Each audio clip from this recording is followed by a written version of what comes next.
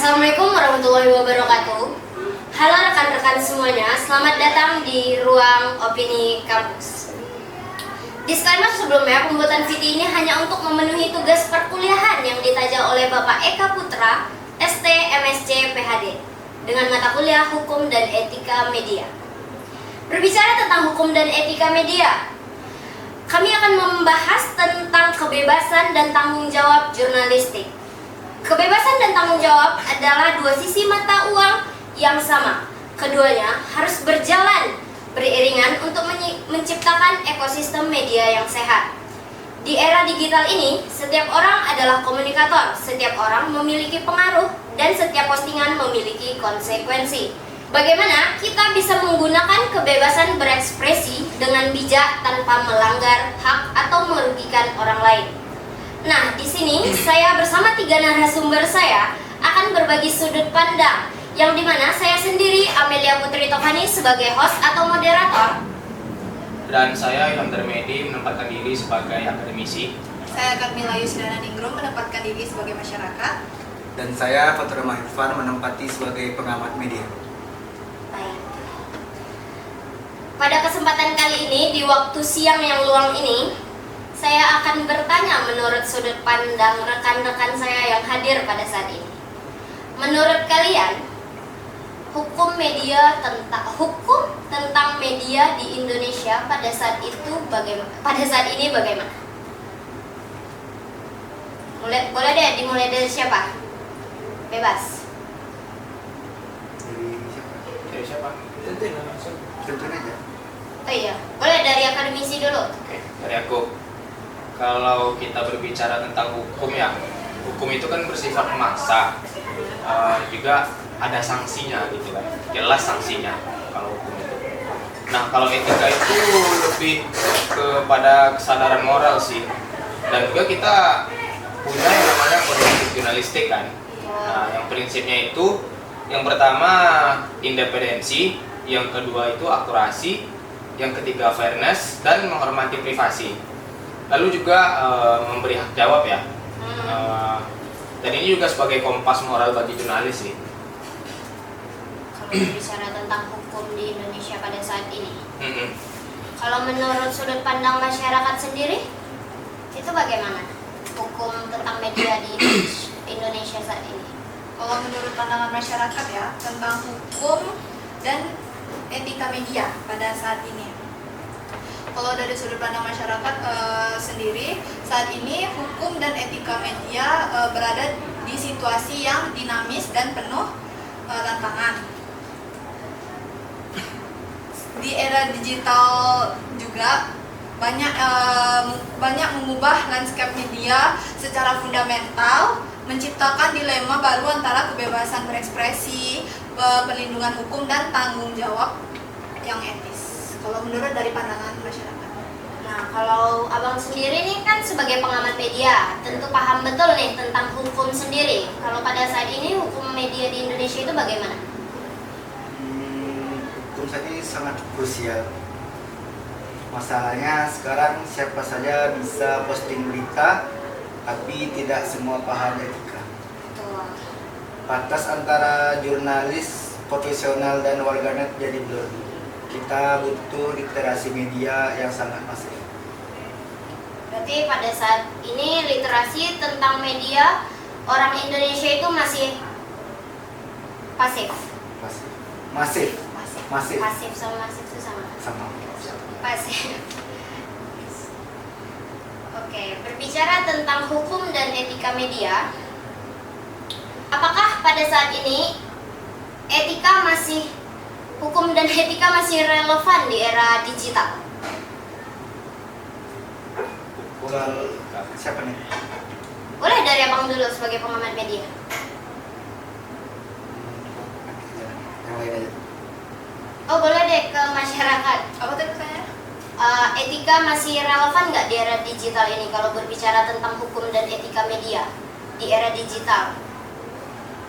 Kalau masalah berpandangan masyarakat ya, kayaknya masih. Karena banyak masyarakat yang cuma tahu tentang berita dari media tanpa tahu kebenarannya. Ada juga beberapa orang yang menampilkan berita tapi tidak sebenarnya benar tentang berita tersebut. Kalau menurut Clickbait. kalau menurut dari pandangan masyarakat seperti itu. Kalau dari akademisi sendiri bagaimana? Etika ya. Iya. Kalau kita berbicara etika ya tentunya sangat relevan ya, karena seperti yang kita lihat bersama, walaupun di era digital tentunya etika tetap perlu di dalam yang namanya kita melaporkan berita. Contohnya seperti misalnya kita melihat ada berita tentang orang yang kecelakaan gitu. Nah otomatis kalau kita melaporkan yang seperti itu kan kita ngetik atau ngambil visualnya itu ya pasti di blur gitu kan, kalau misalnya ada darah atau apa seperti itu gitu kan. Dan juga kalau kita membuat narasi tentang berita ya nggak mungkin kan kita ketik di situ yang tangannya patah, yang keluar tulangnya keluar gitu ya. Itu juga yang dimaksud dengan etika kan. Kita juga harus tetap beretika di era digital gitu. Berarti etika dan hukum adalah dua hal yang saling berkaitan. Berkaitan tapi beda gitu. Lebih berbeda.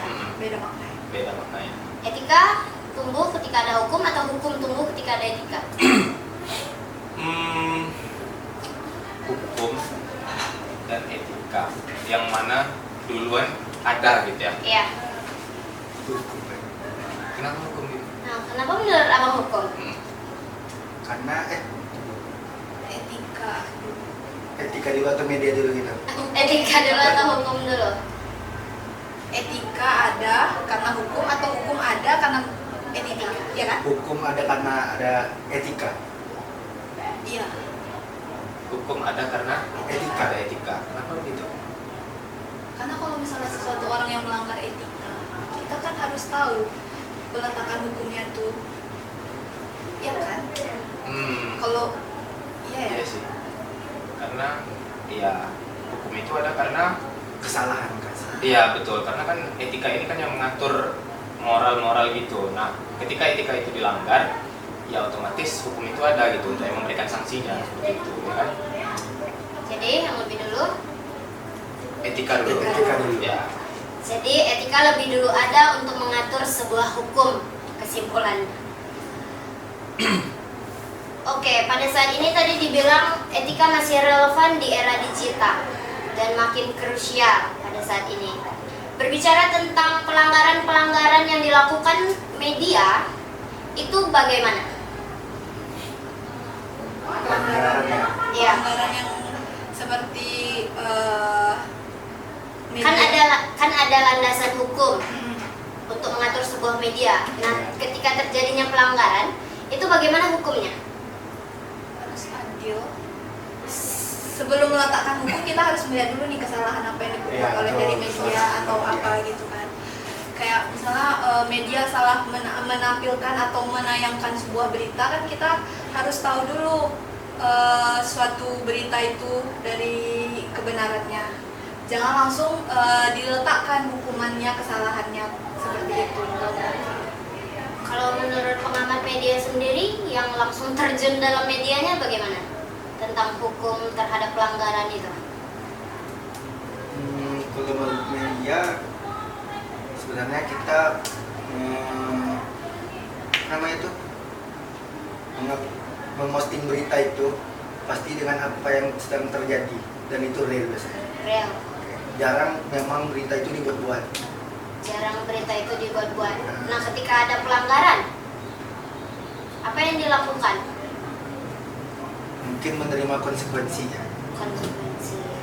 Tapi sebelum menerima kita harus lihat dulu kan kesalahannya. Kayak kan emang kesalahan fatal sih yang dilakukannya. Cuman kan kita harus adil, kita harus melihat sesuai nggak dia diletakkan hukumannya seperti ini. Itulah gunanya hukum tuh, kita harus melihat yang itunya juga. Ini pelanggarannya itu pelanggaran yang akan diterima oleh si pembuat berita atau dampaknya ke masyarakat gitu pertanyaan tadi. Pelanggaran terhadap medianya sendiri. Oh, terhadap medianya, berarti gimana tindakannya gitu. Iya.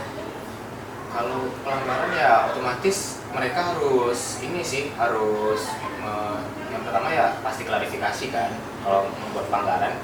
Dan kedua otomatis ya mereka harus nge-take down berita yang mereka buat pelanggaran itu gitu loh.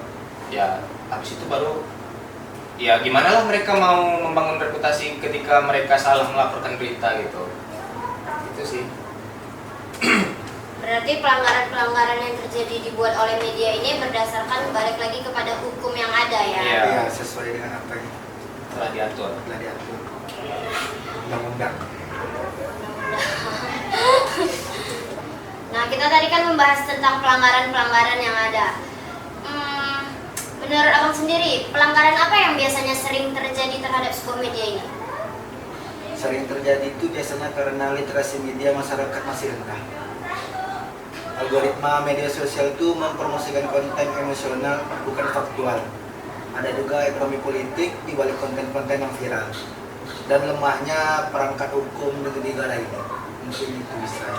Berarti balik lagi bahwasannya hukum dan etika itu adalah dua hal yang sinkron, tidak bisa dikesampingkan dua-duanya. Tidak bisa dikesampingkan salah satunya. Ya.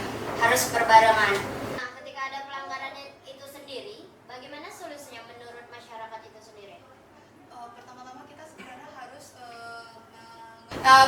harus mengetahui harmonisasi berbagai aturan yang sekarang sedang tumpang tindih. Terus kita harus menegakkan hukum terus konsisten, dan yang paling penting edukasi hukum media kepada politik. Seperti itu. Politik, publik. Publik. Minta maaf. Kalau dari pengamat media sendiri gimana solusinya? Solusinya yaitu kami terus memperkuat verifikasi media online dan rutin melatih jurnalis kami jurnalis masyarakat bisa mengadu ke Dewan Pers kalau dirugikan dalam pemberitaan. Kalau terbukti melanggar kode etik, media akan diberi sanksi sesuai mulai dari teguran hingga pencabutan status perusahaan pers. Pencabutan status perusahaan pers ternyata bukan solusi yang tepat ya, sampai harus dicabut statusnya. Nah, kalau dari kacamata akademisi sendiri bagaimana tentang pelanggaran ini sendiri dan solusinya? Pelanggarannya, solusi ya seperti yang saya bilang tadi sih, solusinya itu ya kita tuh harus cermat lagi dalam ini untuk masyarakat atau untuk media ini? Untuk kedua-duanya. Kedua-duanya. Kalau untuk masyarakat kita harus pandai sih memilah berita mana yang atau informasi mana yang hoax dan mana yang real gitu. Kita harus pandai juga, harus memperkuat literasi lah gitu, yang paling basic, paling pertama kali.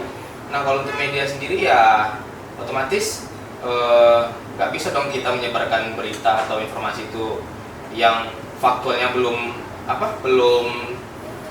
faktual atau yang belum benar gitu kan. Ya harus kita sebagai media ya harus dipilah-pilah lagi berita mana yang mau kita naikkan, yang mau kita publish, nah agar tidak terjadi yang namanya pelanggaran. Ya, itu sih solusinya. Berarti sebenarnya pelanggaran ini terjadi pada sebuah media, bukan masyarakat ya? Tapi kadang kan masyarakat juga bisa yang namanya media kan nggak mesti medianya maksudnya itu nggak mesti yang punya media besar yang bisa melaporkan berita atau informasi masyarakat sendiri juga bisa gitu kan. Otomatis Sekarang udah banyak media-media kayak TikTok, Instagram, YouTube, betul. dan itu pun bisa membuat akun sendiri dan memposting. Berarti setiap individu sebenarnya mempunyai medianya masing-masing. Iya, gitu. benar. Jadi solusinya adalah tetaplah cerdas dalam memilih agar tidak, dan perbanyak literasi agar tidak terjadinya beberapa hal yang mengaitkan tentang hukum itu sendiri. Nah, menurut kalian untuk secara keseluruhan pasti memiliki tips dong bagaimana tidak terjadinya hal-hal di luar kuasa hukum maksudnya di luar kendali kita nih. Gimana dari kalian bertiga tentang hukum dan etika media ini, penggunaan media ini? Dari mana dulu nih? Boleh dari abang sebagai pengamat media. Kalau dari saya pengamat media itu ada 5 tips sederhana sih sebenarnya. Yaitu pertama, cek sumber beritanya. Yang kedua, apakah medianya kredibel. Terus cross check dengan sumber lain sebelum percaya dan share. Terus sih. Kalau dari masyarakat sendiri, penggunaan media ini bagaimana agar tidak terjadi tumpang tindih? sebenarnya untuk masyarakat sendiri kan banyak nih berita-berita di TikTok yang keluar secara tidak sesuai gitu. Kayak kita betul-betul harus menyampaikan berita, video-video berita yang sedang ramai di TikTok ini. Kan banyak masyarakat yang memposting hal-hal yang tidak jelas, kayak tentang berita ini, berita itu, berita ini, berita itu. Jadi kita emang betul-betul harus mengetahui dulu sumber beritanya apakah betul atau tidak, terus gunakan tuh cek fakta dengan mengecek dulu sebelum posting video tersebut itu. Cross check. Cross check. Kalau dari akademisi sendiri bagaimana? Kalau dari saya tipsnya itu mungkin lebih kurang sama ya, sama dengan masyarakat dan pengamat media. Tapi yang paling penting dan paling saya tekankan itu adalah literasi. Bagaimana kita membaca berita, lalu bagaimana kita mengkonsumsi berita itu. Dan yang paling penting juga nggak kalah penting itu ya itu sih sebenarnya literasi sih. Literasi itu hal utama ya. Hal paling utama ya. Sama harus memikirkan dulu sebelum memposting itu apa dampaknya, bagus atau tidak berita itu. Betul-betul harus dicek ulang sebelum memposting berita tersebut. Jadi hoax. Iya. Ya. Katanya jadi Bukan hoax. hanya dampak ke masyarakat yang lain, mungkin juga bisa berdampak ke diri sendiri gitu kan. Jadi jadilah individual yang cerdas, paham literasi agar tidak terjadi hal-hal yang merugikan pada akhirnya. Nah, dari masing-masing kalian nih, ada nggak hal yang mau disampaikan untuk halayak di luar sana tentang hukum dan etika media ini?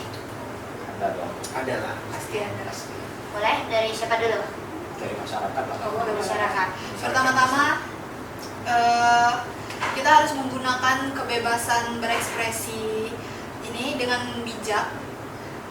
Terus kita harus jadikan media sosial sebagai ruang dialog yang produktif, bukan menjadikan itu arena fitnah dan kebencian. Mari kita dukung jurnalisme yang berkualitas dan menggunakan kebenaran atas sensasi berita tersebut. Dari dari pengamat media? Kalau dari pengamat media palingan itu jurnalis, yaitu jaga profesionalismenya dan etikanya untuk masyarakat, dukung jurnalis yang berkualitas dan kritis terhadap konten yang dikonsumsi. Kita semua punya peran dalam ekosistem informasi yang sehat. Itu aja sih. Terakhir dari saya sebagai akademisi, jadilah konsumen media yang cerdas dan produsen konten yang bertanggung jawab. Setiap post, share, dan komen itu mempunyai dampak baik itu ke orang lain maupun ke diri sendiri. Juga mari kita ciptakan ruang digital yang lebih sehat dan bermartabat. Oke, pada akhirnya hukum dan etika media merupakan dua pilar yang saling melengkapi dalam menjaga kualitas informasi di ruang publik. Nah, dengan menjunjung tinggi hukum dan etika, diharapkan media dapat terus berperan sebagai sarana edukasi, kontrol sosial, dan pilar demokrasi yang sehat, adil, dan berintegritas. Terima kasih kepada narasumber-narasumber saya yang sudah hadir pada saat ini. Dalam waktu luang ini, terima kasih juga sudah berbagi sudut pandang, waktu, mungkin punya kesibukan masing-masing. Dan jangan lupa, nantikan episode selanjutnya. Sampai jumpa. Bye-bye. Bye-bye.